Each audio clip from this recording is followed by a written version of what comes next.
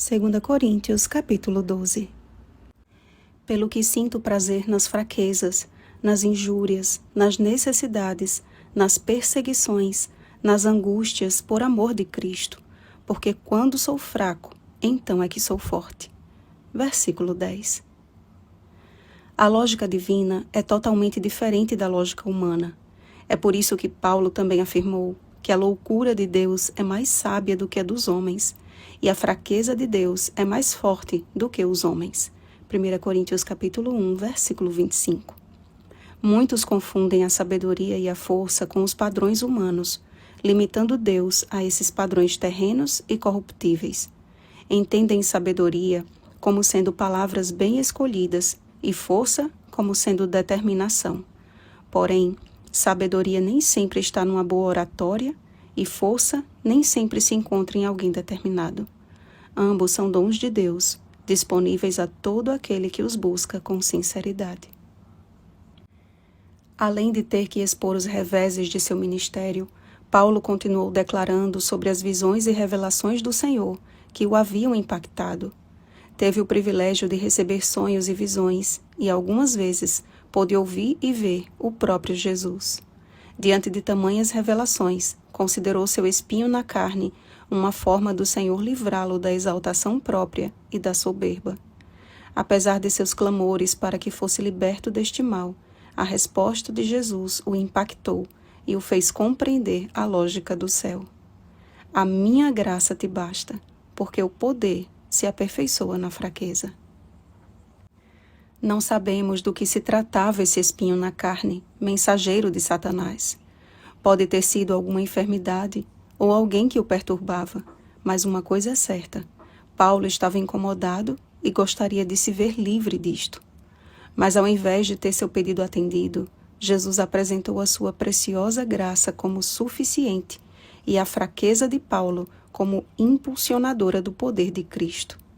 E o que antes lhe era um incômodo passou a ser um incentivo para estar cada vez mais perto de Deus e uma maneira de sempre reconhecer a sua total e constante dependência dele. Mesmo no meio do professo povo de Deus, há aqueles que se julgam sábios e fortes aos próprios olhos, chamando palavras rudes de sabedoria e autoritarismo de força. Da mesma sorte, muitos cristãos têm sido enganados por homens fraudulentos que só visam seus bens. A preocupação de Paulo e a do verdadeiro cristão deve ser de procurar sempre o bem do outro, de gastar-se em prol da salvação de pessoas, de mostrar o caminho em que devemos andar, andando sempre por ele. Tudo o que compartilhamos com vocês aqui no Reavivados, falamos em Cristo perante Deus, e tudo, ó amados, para vossa edificação. Tudo para que possamos crescer juntos na graça de Cristo e nos desenvolver na vida em todos os seus aspectos, mas principalmente no espiritual. Não permita que haja entre vós contendas, invejas, iras, porfias, detrações, intrigas, orgulho e tumultos, pois tudo isto endurece o coração. Pedir perdão ou dar o braço a torcer não é sinônimo de fracasso, mas de conquista. É o reconhecimento de nossa fraqueza, abrindo espaço para a atuação do poder de Deus. Temo, porém, que muitos de nós pecaram e não se arrependeram, que sustentando aparência de fortes e oratória de sabedoria, não tenham ainda caído em si de que têm levado perante Deus ofertas vãs. Isaías capítulo 1, versículo 13. Que o Espírito Santo nos conceda um coração de carne, que possa ser moldado à imagem do caráter de Cristo.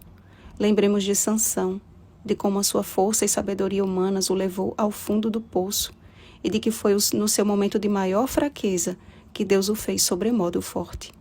Eis o segredo da verdadeira força: reconhecer as nossas fraquezas e que a nossa força é um dom de Deus, dada no tempo oportuno.